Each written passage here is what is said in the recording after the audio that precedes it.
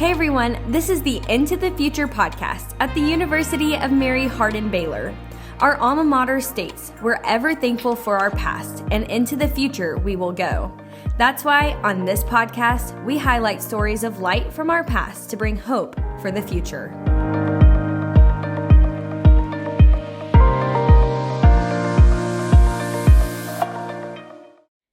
Hey everyone, welcome back to the Into the Future podcast. I am super excited about today's podcast. I know I say that every single time, but today is really special to me because we have Will and Beth Norvell on the podcast, and they are the class. Beth is the class of 2003. Will is the class of 2013. He's laughing, so I have to laugh too. We'll explain that later. Beth is the Associate Director of Museum and Alumni Engagement here at UMHB, and Will is a certified chaplain at Corporate Chaplains of America. And he's also the chapel worship coordinator here at UMHB. The two have two children, Jesse, who is a current student, and Asher. I know that you are going to love hearing from the Norvells today, so let's go ahead and get started. Welcome, you guys. Thank you for being on. Thank you. Thanks, absolutely. Maybe we can explain the 2013 thing in just a minute, but we will start with the question we always start with, which is, what is a memory you are thankful for from your time at UMHB? I remember, so my roommate, who's also named Beth, every Thursday night, she worked until 11 at the library. And this is just a very specific memory. It's not anything profound. But no worries. At 11 o'clock, she would get off and the whole friend group, sometimes there were like 6 of us and sometimes there would be like 15 of us that would meet at the library at 11 o'clock for Beth night. And that was in honor of my roommate. And we would go, there was like 2 places open at 11 o'clock. And one of them was a truck stop. And we would go somewhere, whether it was to the lake or something like that, and just hang out and play games and talk until like 2 a.m. every Thursday night. And that was, so my freshman year, I think I had one friend in the first semester. And then when I was I moved in and roomed with Beth, and that was how I made all of my friends at UMHB, was this stupid tradition of getting together at 11 o'clock at night. That is so fun. After the library closed. Yeah. Yeah, that's awesome. What about you, Will? So the 2013 happened because I took the long route and took a really, really long time to graduate. And my favorite memory is probably when I came back. So this would have been 2012, probably. I was an RD in Garner, and so our kids were real little at the time, and they lived in the apartment. And one of the summers, I can't remember what summer it was, but we had a lot of storms. And the kids and I would go to the 3rd floor of Garner when there were no students and watch the storms come blowing in over the Overyear's house. And so it was kind of just this surreal thing at a place that I love so much with my kids, and getting to watch, just these huge storms roll in from like almost eye level with the storm. So that was always a lot of fun. So I'm far more simple. I forgot about that. That's really sweet. Those are fun times, fun memories. Mm-hmm. So then, did you guys meet at UMHB? Did you meet elsewhere? We met at actually First Baptist. Right next to UMHB is where we officially met. Okay. Yeah. You tell that story. So I had dropped out when I was the start of my junior year to start traveling and leading worship. And I would come back to lead a Bible study called 714 that met at First Baptist. And so I was living, I think, in Dallas at this time, driving back and forth. And this band for 714 they kept adding people to it. It kept getting bigger and bigger and bigger. And it was not. It's the worst band ever. Some of those guys will listen. I love them all. It was not a great Do band. they know that you think this they've about heard that? this Okay, we yeah, all I'm know. Sure. But one week they called me. I was driving down. They called me and they said, "We've got this girl that's going to play piano." And the funny thing was, the guy who called me actually said, "But she doesn't speak." And so I kind of came in going, "Oh, so she doesn't. This is going to be really, really interesting." And it was really just that she was very shy and didn't speak. But I came in thinking she couldn't speak. So I I come walking in the side door of of First Baptist. She's sitting in the old sanctuary playing the piano and was actually singing a song, which showed me that she could actually speak, which was nice. But as I came around the corner, I could hear her singing and playing and stepped back out of the room. She didn't see me, and I stepped back out of the room and just stood there and listened for a little while. And called my roommate that night and was like, "Man, I met this girl, and she's pretty special." And so she eventually started speaking when I shoved a microphone in front of her face and made her start singing. But it took a really long time for us to kind of get to be friends, but that's where it all started. Yeah. Beth, do you have anything to add to that? I thought he was really arrogant, and I didn't want to speak to him until about, 2 years? Was it? No, it wasn't that long. It was about 6 months. Yeah. 6 months when we started to kind of get to be friends. And we became And then like best after a friends. year, I had moved to New Mexico kind of as this was all happening. And after we'd known each other for about a year, I actually left. She didn't know this at the time. She actually made me promise that this wasn't the case. I left New Mexico and came back and enrolled in classes for 1 semester because I knew she wouldn't date me if I wasn't enrolled in classes. And I came back and I think she was registering for a class. And so back then you had to stand in line at the registrars. Yeah. And I stood with her in the line, and that's kind of when everything started. I just stood and talked to her in the line. That was the moment. I think I told you, like, he came and stood beside me, and just something in me, I was like, he is home. Like, he feels like home. And it was like this weird shift of we had been friends, and then I just loved him. And so that February, he called me and said he liked me. Said I wasn't allowed to tell him, respond in any way, just pray about it. And then 2 months after that, we were engaged. And then 7 months after that, we were married. So, yeah. Big fans really of the fast. fast engagement. Yeah. How long have you guys been married? almost 22 years. Yeah. Sweet. In November 22. Good for us. Yep. We made it. Yes. Just wheezed into the microphone. Actually, I think it's 21 years. Is it? Yeah, because we got married in 2002. Oh, it is. Whoa. That would be right. Seems longer than it really is. really longer. Just to her. Okay, so you guys talked about you guys met doing music together. So can you talk about how music has affected your lives and how it's affected your faith? So I kind of do this, 25 years I've been doing worship, and it's all been an accident. It was never my goal. It's never what I went for. My goal was to be the guy who made money off of musicians, and because I felt like I know now, especially now, that there's a lot more money on that side of it. But I just kind of, God opened some doors. I started leading worship, and obviously it's how we met. It's what eventually kind of brought me back to Belton, because I had left and moved and was traveling and everything. I came back to get her, but then we helped plant a church called the Vista Community Church here, and it kind of became just, this was home even when we were doing music. So when we were traveling, it was a really good central location to travel from. And so one of the cool things to me is that music is kind of what made Belton home, and it's been home for the majority of our marriage. But it's also how we met. It's been a really, really special thing, and I tried my best to talk our daughter out of doing worship, and now she's leading worship in the chapel band. So I was talking to a friend the other day, and he was talking about one of the big things that he regrets in life, kind of in midlife age, is that he never chased a dream. And it was kind of the first time I was able to go, man, I really did. Like, I really, it wasn't something, like I said, that I wanted to do, but once I got into it, the Lord was really, using it in my life, and all of my friends were worship leaders. And so just the fact that, that's kind of what has kept things going for me and kind of made a way for me. I just really got to chase that and lean into it. And there've been really, really good times. There've been some pretty bad times and some pretty rough times, but God's always been really, really good to us. I've said from the day that I started leading worship, I don't know how to play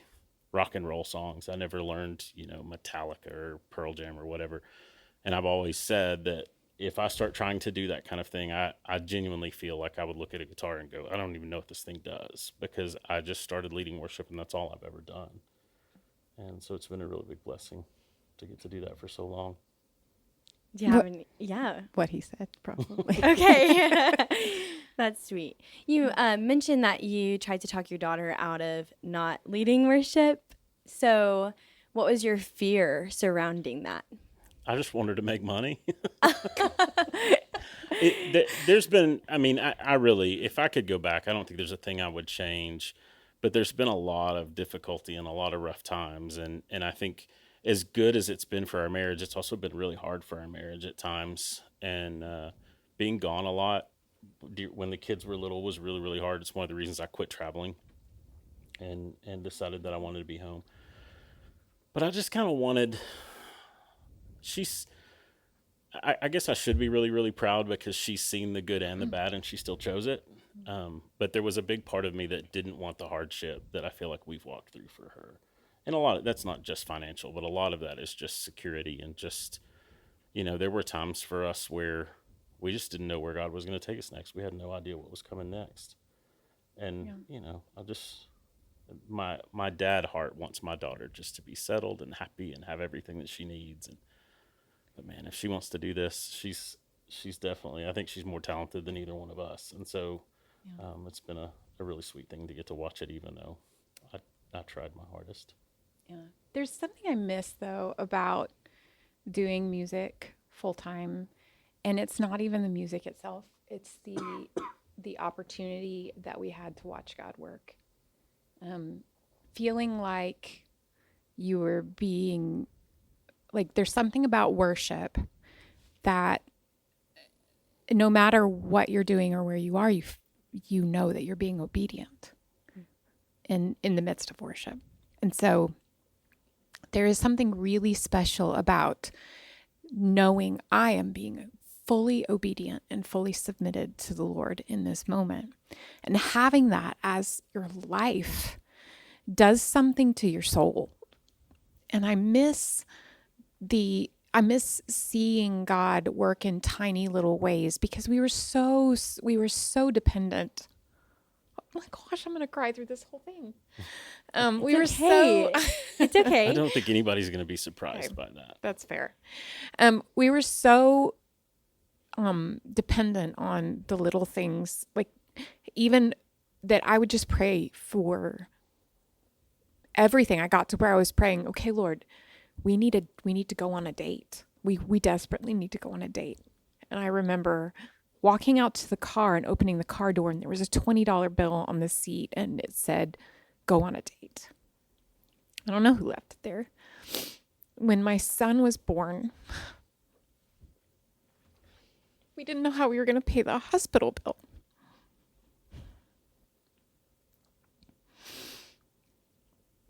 We named Asher Judah, which means happy worshiper, right? And this couple at church came up to us and said, we feel like the Lord's telling us to give this to you, and it's the exact amount of the hospital bill. Like, just things like that would happen all the time. I was sick one time and a neighbor showed up, and we were so poor that I was like, I can't go get medicine. I can't go get groceries. And she just shows up and takes care of me. Like, when do you get to see God's people do things like that? And it looked crazy from the outside. Yeah. That's amazing. Thank you for sharing that, Beth. Anytime. Pull out my handkerchief. No worries. No worries. Well, yeah, it's really cool. I've actually heard you tell that story about the $20 bill before. Yeah. But I did not realize that it had a note with it.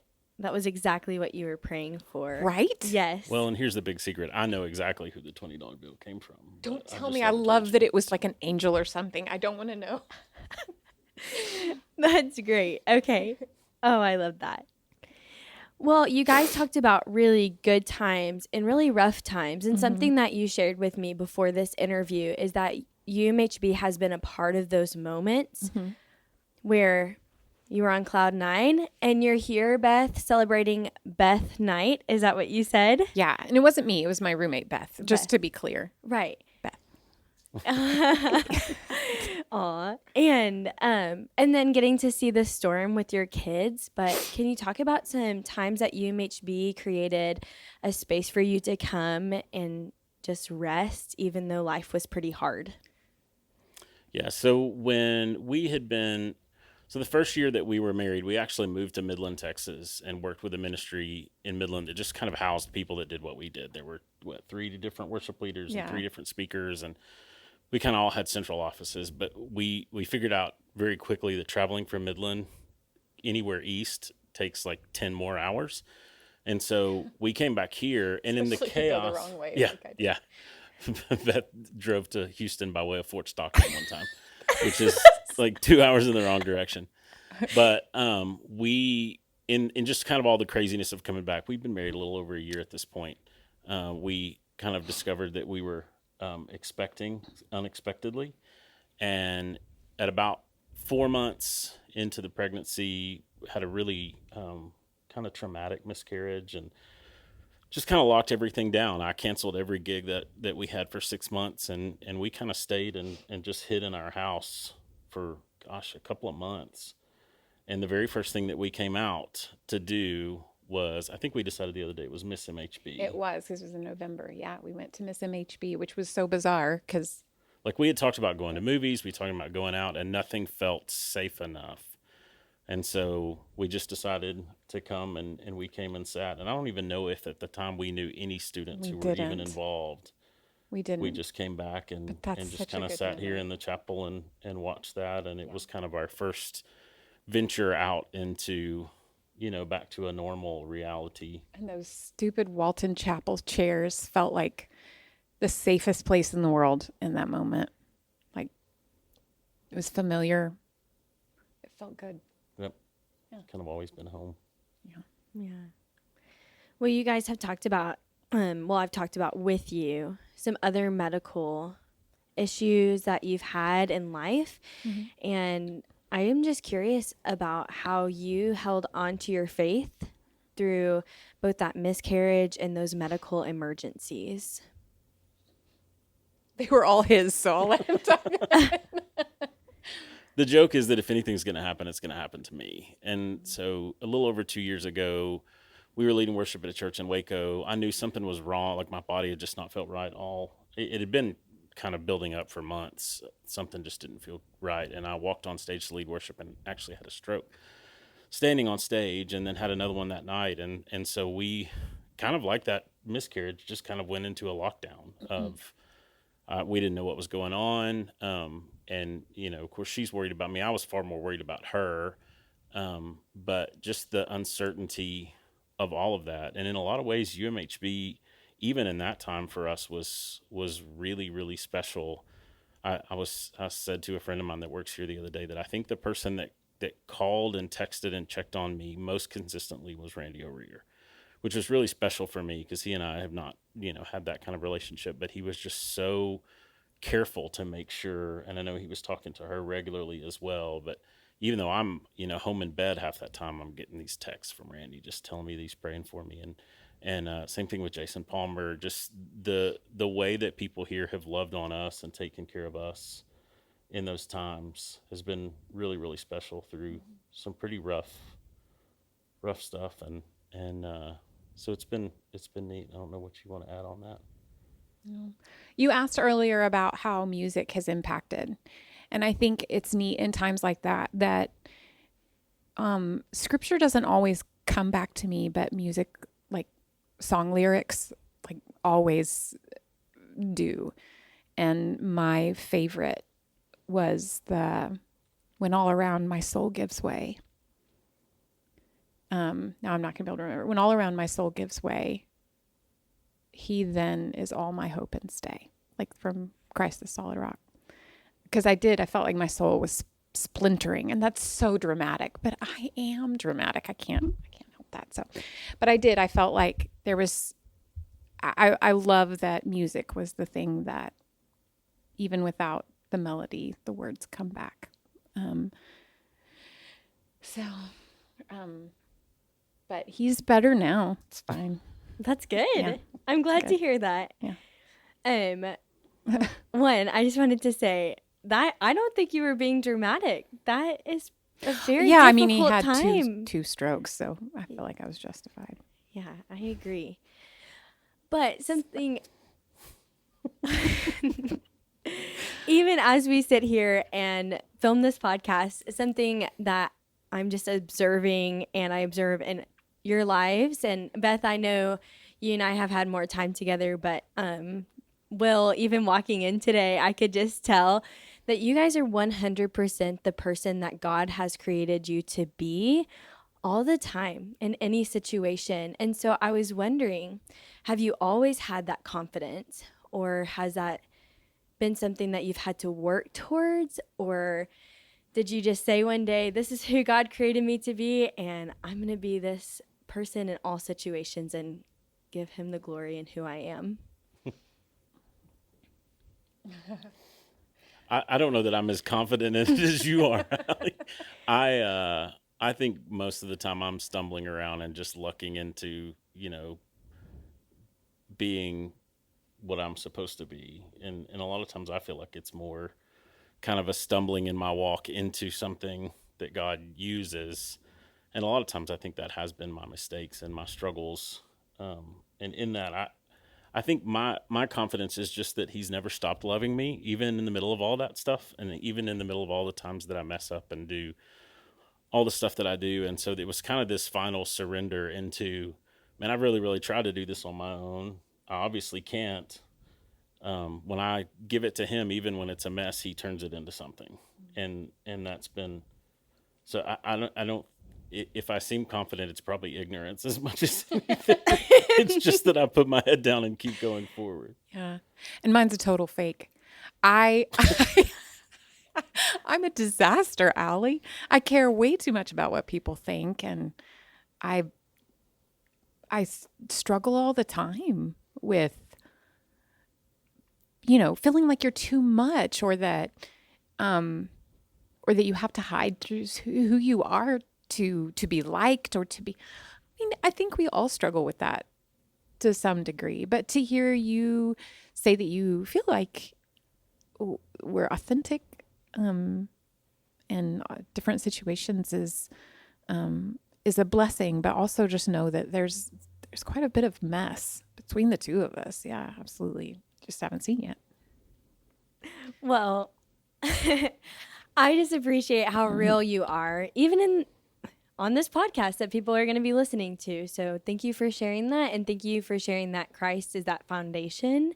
And Beth, I just have to say, working with you at the Alumni Center totally made me more confident in who I was, because you would walk in and you would say, who wants to come upstairs and see the cool thing that I found today? And I could just tell that you're just being who God created you to be in that moment. And that inspired me to be who I am, who God has created me to be, and walk more confidently. Like you were saying, like, am I too much?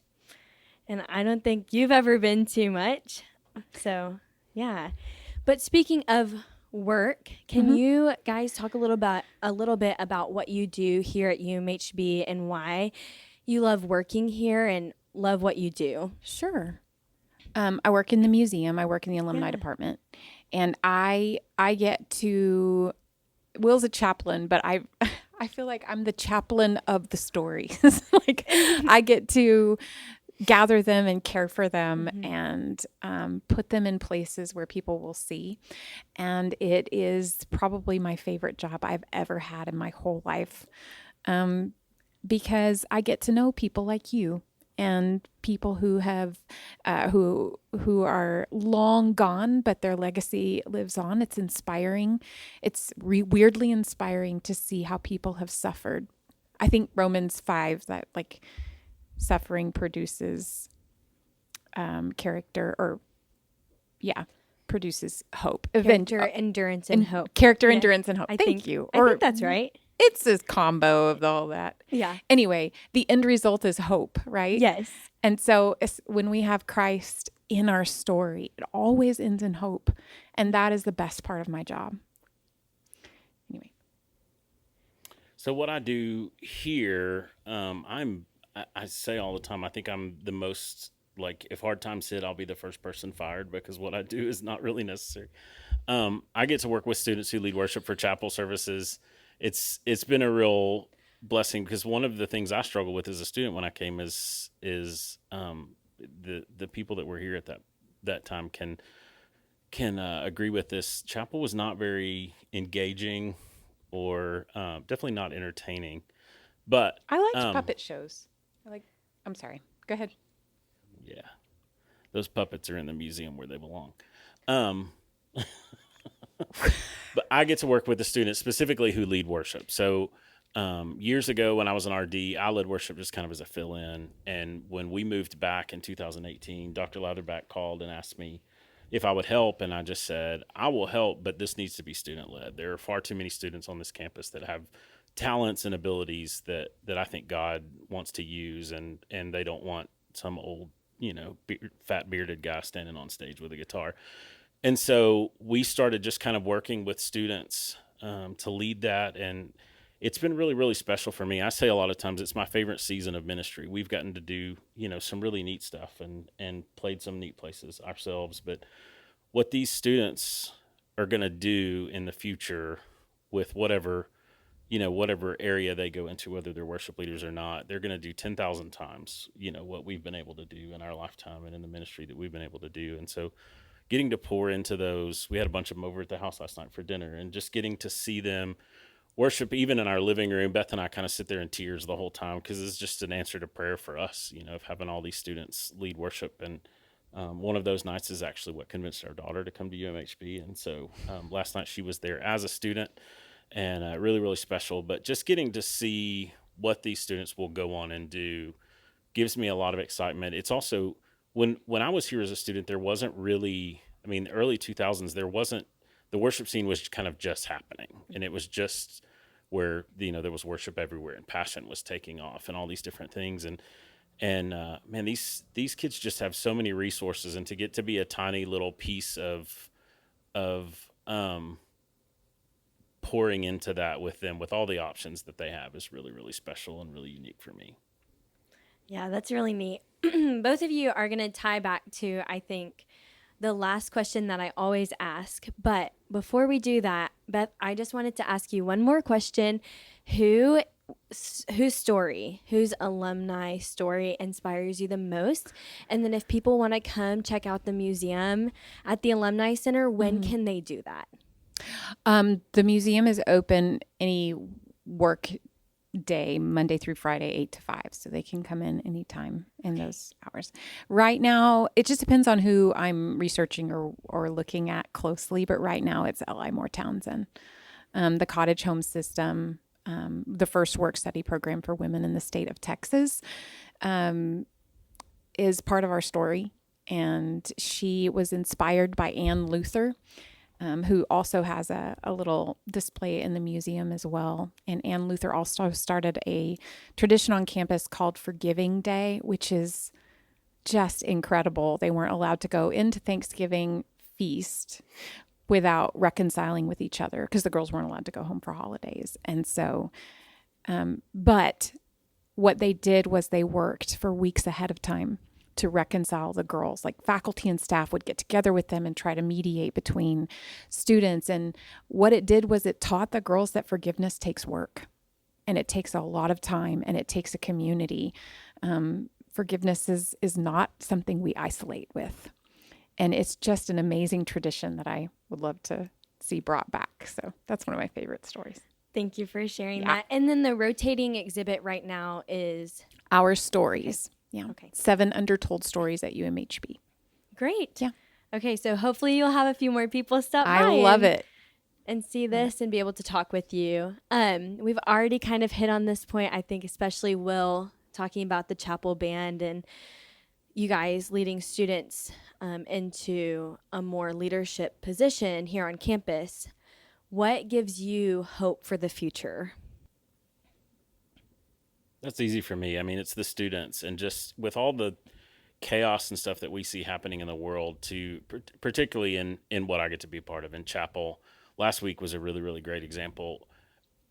from the stage standpoint, we had all the chaos that you could have imagined, and it was one of the more engaged weeks as far as the student body. And I got to stand in the soundboard and in the sound booth and just kind of watch. And I don't even know who this guy is, but there was a guy over to my right, in the back of the room. And, the back of the room, they're usually playing on their phones. They're not engaged at all. And this guy was just standing up by himself, hands raised, worshiping. He's covered in tattoos. And I stood there, just kind of caught myself with tears running down my face, just going, this is why I believe that good things are coming, because I see these students and I see, my kids wanting to be here. My daughter, in the past, as much as we try as parents, the past 3 months, my daughter's grown more spiritually than she has, I think, in the past 5 years of us trying to pour into her and trying to encourage her. And We're terrible parents. I'm just kidding. No, you're not. But the students here and the caliber of these students and the way that they go out and lead and the way that they're trained and discipled here just lets me know everything's going to be okay, and that God's got a plan, and everything that's going on, whether it's culture or our nation or whatever it is, there are still students being raised up and being discipled to go out and just walk through whatever this world has to throw at them. Yeah. Is it okay if I just piggyback on that? Absolutely. That was great. Yeah. Well, thank you guys so much for being on the podcast. I know that so many of our listeners are going to be both entertained and inspired. So thank you so much. And to all of our listeners, we'll see you again back here on YouTube or Spotify. All right. See you next time. Thanks for tuning in to this episode of Into the Future. We desire that you walk away with encouragement from the stories of hope that you heard today. As you go into your day, remember that the world needs you. You matter and God cares. As Romans 15:13 says, may the God of hope fill you with all joy and peace as you trust in him, so that you may overflow with hope by the power of the Holy Spirit.